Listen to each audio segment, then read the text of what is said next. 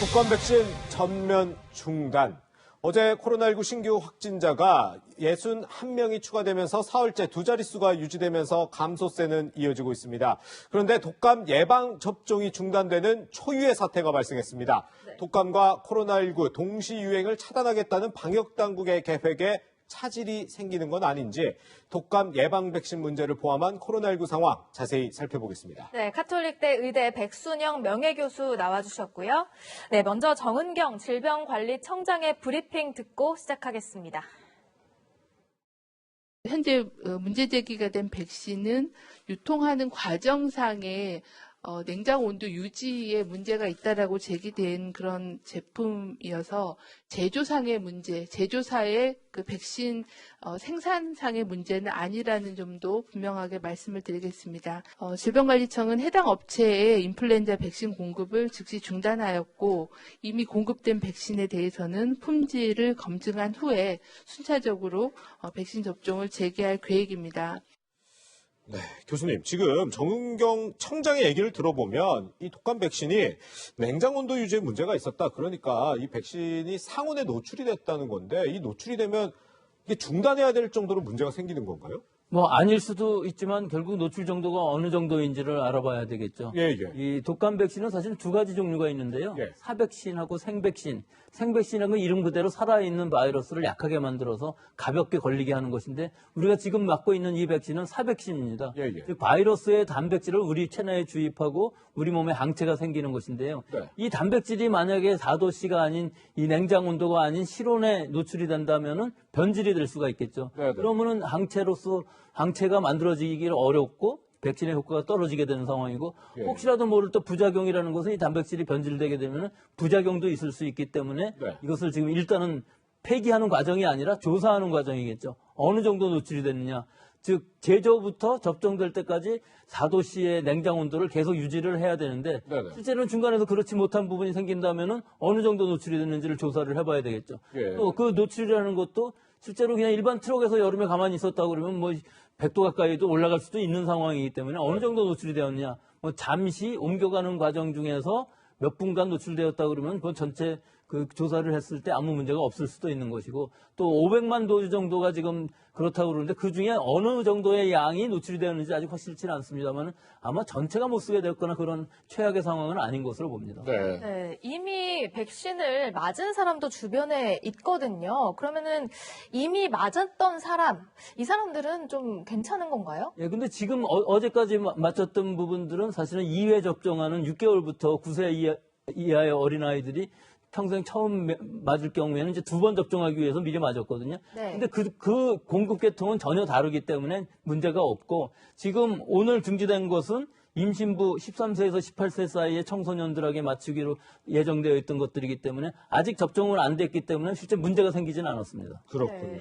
어쨌든 지금 생산상의 문제는 아니고 유통상의 문제라는 건데 그렇다면 당초 오늘부터 사실 무료 접종 받을 예정이었던 18세 이하와 임신부 이분들은 이제 뭐 어떻게 해야 되는 건가요? 그러면요? 아마 이거 지금 조사하는데 2주일 정도 걸린다고 그러니까 2주일 후에는 결과가 나오겠습니다만 2주일을 전부 못 맞추면은 결국 스케줄에 문제가 생기지 않겠습니까? 예. 하지만 이 500만 도즈 이외에도 우리가 1900만 도즈를 확보해 놓고 있기 때문에 네. 먼저 당겨서 쓰게 되면은 아마 이 일정은 차질은 그다지 없으리라고 봅니다만 네. 사실 500만 도즈라는 것이 전체가 폐기가 되는 최악의 상황이라고 그러면 수급에 문제가 생길 수도 있겠습니다만 지금 상황으로 봐서는 그런 최악의 상황까지는 가지 않을 것으로 봅니다. 예. 네. 그래서 저는 사실 걱정이 되는 게 이 소식을 들은 많은 분들이 독감 주사 이번에 꼭 맞으라고 많이들 공고했잖아요. 그런데 걱정이 돼서 안 맞겠다 이렇게 생각하는 분도 계실 것 같아요. 뭐 그럴 필요는 없을 것으로 봅니다. 아, 이것이 예. 지금 이 노출이 500만 도즈라고 하는 것도 전부 노출이 됐다는 것도 아니고 아직 뭐 확실하게 다 알려지지는 않았습니다만은 네. 일부 분배 과정 중에서 노출이 됐다고 그러기 때문에 예. 뭐 아무리 많아봐야 뭐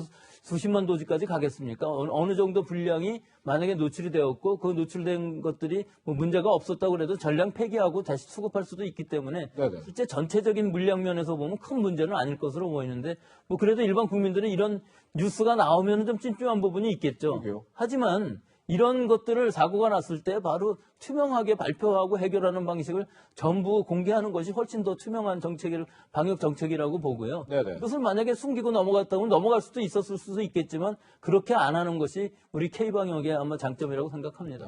네. 근데 또 한 가지가 이 백신이 유통상 문제로 이렇게 접종이 중단됐다. 저는 못 들어본 것 같은데 상당히 이례적인 일이죠. 이건 이례적인 일이죠. 이렇게까지 접종을 중단하는 일은 없었지만 실제 일상생활에서는 왕왕 있을 수 있는 일들이거든요. 아, 그렇군요. 이 모든 분배 과정들 중에서 처음부터 끝까지 배송 기간이 상당히 길 수도 있는데 예를 들어서 서울부터 부산까지 가는 과정 중에서 계속 냉장차가 유지가 돼야 되는데 잠시 고장 난다든지 모르고 지나갔다든지 할 때에는 사실은 도착했을 때에는 백신이 아닐 수도 있는 상황은 왕왕 있을 수 있는 예. 상황이긴 하지만 실제로 이것들이 문제시되고 이것이 중지된 것은 아마 초유의 상황이라고 봅니다. 네, 네. 그렇군요. 이런 상황에서요, 충북 도립 청주의료원에서 이 독감 백신을 외부로 반출한 직원이 지금 반출한 건 아니냐 이런 의혹이 지금 제기되고 있다는데요. 교수님, 원래는 우리가 독감 백신을 맞으려면 직접 맞는 사람이 의료원에 가서 뭔가 절차를 지켜서 이제 맞아야 되는 그런 걸 해야 되잖아요. 근데 이런 외부 반출 얘기까지 나왔네요.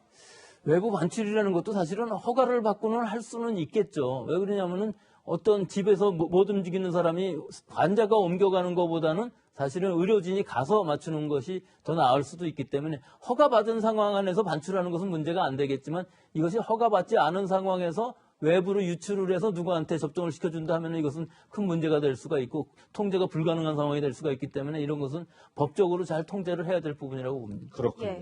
그런데 어제 이 중앙방역대책본부에서 이 독감을 또 언급을 한 게 이 코로나19가 마치 독감처럼 충분히 다시 걸릴 수 있다 이런 발표를 했더라고요. 저희가 이 재감염 의심 사례가 한 건이 최근에 나왔었는데 이런 사례가 계속 발생할 수 있다는 얘기인가요? 사실 상당히 정보가 제한적이긴 한데요. 아, 예. 이 바이러스 지금 코로나19라는 건 우리나라에 1월 20일에 들어왔지만 작년 연말부터 알기 시작했기 때문에 몇 달 되지는 않았습니다. 사실 1년도 네. 안 됐지 않습니까? 그렇죠. 그렇기 때문에 이 감염이 된 후에 면역력이 얼마나 지속되는지에 대한 정확한 정보들도 아직은 확실치가 않아요. 더구나 백신은 아직 없기 때문에 예. 잘 모르겠고요.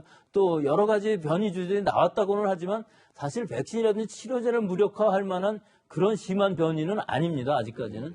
우리나라의 경우도 지금 3월 달에 완치된 사람이 4월 초에 새로운 바이러스에 감염되었다고 그러는데 저는 한 가지 좀 아직도 의심되는 부분이 우리가 3월 달까지는 V 바이러스인 것이 맞고 네네. 4월이 지나면서 5월 달 이태원에서부터 GH 바이러스거든요. 네. 근데 그 이전에 예천에 이스라엘 순례 갔다 온 분들이 감염된 것이 GH 바이러스였어요. 네네. 그런데 4월 초에는 아직 우리 사회에는 없었다고 알려져 있었는데 이 바이러스에 감염되었다는 것이 상당히 좀 신기한 부분이 있어서 아직까지 확실하게 다 밝혀지지는 않았습니다만 확실히 GH라 할지라도 재감염이 되었을 가능성은 있지만 뭐 그렇지 않을 가능성도 아직은 높아서 좀 더 살펴봐야 되겠습니다만 이 바이러스가 지금 여러 변이종들이 나오고 있고 또 같은 바이러스를 할지라도 면역력이 떨어지면 감염될 수 있는 가능성도 있어서 과연 이 바이러스가 개인차에 따라서 얼마나 면역력을 지속할 수 있는지 앞으로도 좀 더 많은 연구가 되어야 될 것으로 보이고 백신인 경우엔 더 심각한 것이 과연 2번 접종을 받았을 때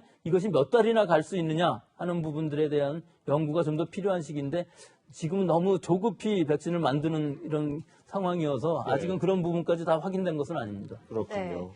한편 이 확진자 수 현황을 좀 살펴보면요. 사흘째 100명 아래로 신규 확진자 수가 떨어지고 있습니다. 뭐 주말을 겹치면서 검진 수가 줄었기 때문 아니냐 일각에서는 이런 분석도 나왔었는데요. 교수님, 그 감소 추세는 조금은 유지되고 있는 것으로 볼 수 있을까요? 그렇습니다. 어제까지만 해도 이게 주말 효과가 있어서 분명히 반 이하의 진단검사 수로 상당히 많이 줄은 건 사실이지만 네. 오늘 경우에 있어서는 61명, 이것은 사실은 해외 빼면 51명인 것이거든요. 예. 이 상황은 진단검사 수가 지금 13,523명이었기 때문에 0.45%의 양성률입니다. 네. 이 양성률은 굉장히 많이 떨어진 거예요. 희망적일 수가 있는 것이 우리 지금 서울 수도권에 이 대유행이 시작되기 전 상황이 이 정도였었거든요. 예. 이거 오늘 하루긴 하지만 이 정도 돌아왔다는 것은 희망적이긴 한데 네. 사실은 또 14일부터는 우리가 2단계로 완화를 시켜서 그 효과 악영향들이 나타날 시기가 되어가고 있고 예. 또 하나는 우리 지역사회에 있어서 이 감염 경로를 알 수 없는 환자의 비율이 거의 30%에 가까워져 있는데 떨어지질 않고 있어요. 네네. 그래서 결국은 하루하루의 이 환자의 숫자보다는 언제 폭발적으로 나타날 수 있는 이 가능성이 굉장히 높기 때문에 아직도 안심할 수준이 아니라고 볼 수가 있는 것이죠. 예. 즉 결국은 이 지역사회에 있어서의 무증상 감염이 어느 정도 통제가 되어야만 되는데 이것이 아직은 어렵습니다. 네. 이렇게 일일 확진자 수는 다소 줄어드는 추세를 보이고 있지만 이 산발적인 집단 감염 여전히 발생을 하고 있습니다. 이 에어컨이 켜진 작은 고깃집에서 7명이 감염이 됐다고 그러더라고요. 예, 이거는 이 커피 마시는 카페에서 감염되는 경우들이랑 상당히 많이 비슷한 점이 있는 거죠. 예. 좁은 공간 안에서 공조가 돌아가고 있고 선풍기가 돌아가고 있다면은 모든 사람이 다 감염될 수 있습니다.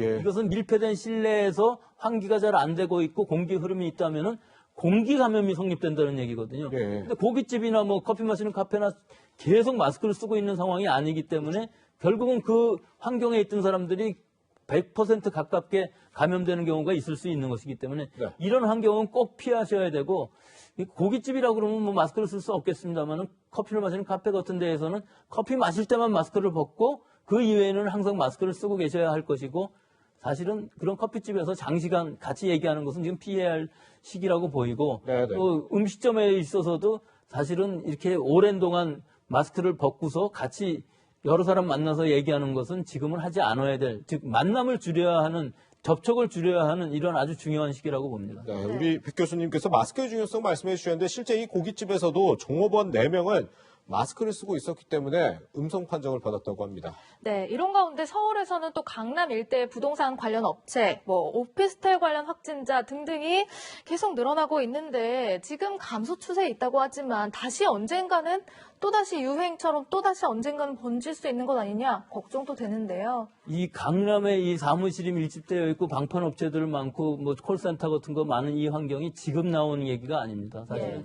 강남에 있는 할리스 커피숍에서도 많은 사람이 감염되었었고 강남의 직장을 통해서 상당히 오래전부터 이 주위에는 일반적으로 좀 많이 바이러스가 만연되어 있지 않나 하는 느낌이 들 정도로 케이스가 상당히 많았었거든요. 예. 근데 앞으로는 더 그렇죠. 지금 상황에서 보면은 지역사회에 있어서의 이 감염은 알 수 없는 감염 경로 불명의 환자들이 30% 가까이 있기 때문에 예. 이런 밀집된 환경에 있어서는 결국은 환기와 소독과 또 개인 위생 철저히 하는 것 이런 것들을 확실하게 지키지 않으면 어디서도 대규모 발생이 언제 일어날지 알 수 없는 상황이기 때문에 특히 강남 지역의 특성상 굉장히 지금 주의해야 될 시기라고 봅니다. 네, 이런 가운데 오늘 오전 정세균 국무총리 또한 이 코로나19 진단 검사를 받았다라는 소식이 전해졌습니다. 총리실 직원이 확진 판정을 받음에 따라서 오후 일정을 전면 취소하고 진단 검사를 받았다라는 소식이 전해졌는데요. 확진자 수는 감소세에 있다는 분석이 일각에서는 나오지만 언제든지 방심할 수 없는 상황임을